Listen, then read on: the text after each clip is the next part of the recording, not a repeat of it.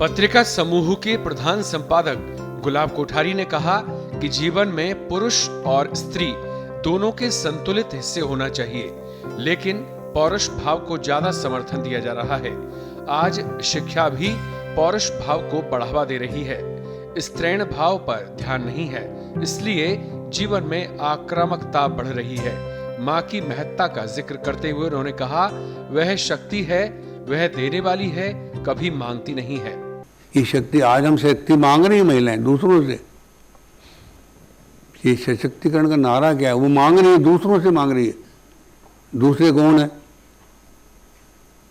हमको भी उन्होंने पैदा किया है, देने वाली तो वो है। अब वो मांग रही है, कमाल होगी। इससे बढ़िया मजाक कैसे होगा कि वो अपनी खुद की शक्ति को ही नहीं समझ रही है कि वो देने वाली है। हमको अगर उनको शक्तिमान लग रहे हैं तो वो उनकी वजह से लग रहे हैं कि उन्होंने हमको शक्ति देकर इतना बड़ा किया, ऐसा बनाया।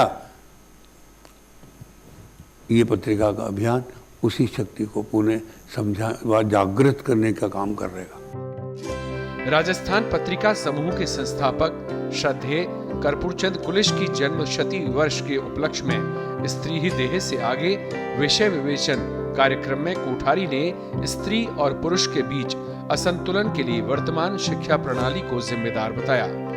कन्या जब बड़ी हो रही है तो एक सपने के साथ बड़ी हो रही है और उस सपने में सारे संस्कार जुड़े हुए रहते हैं जीवन के। ये अभाव पर अब दूसरी साइड हो गई है कि अब वो भी शिक्षा, लड़कों जैसी शिक्षा में उतर गई। शिक्षा एक भाग है पर एक पक्षीय शिक्षा वो दूसरा भाग है। तो ये जो तो उसका जो स्त्रीण भाग था जिसको वो पल्लवित करते हुए बड़ी हुई, वो अब धीरे धीरे घट सा गया और उसका पौरुष भाग बढ़ता चला गया। तो समाज में पुरुष पे आधे पुरुष पहले ही पौरुष क्षेत्र में बढ़े हैं। अब पढ़ाई ने बाकी जो आधा था उसके भी एक हिस्से को पौरुषीय बना दिया। वे मंगलवार को जयपुर में सेना की दक्षिण पश्चिम कमान के सप्तशक्ति ऑडिटोरियम में आर्मी विमेन वेलफेयर एसोसिएशन आवा की सदस्यों, सैन्य अफसरों और सैनिकों को संबोधित कर रहे थे।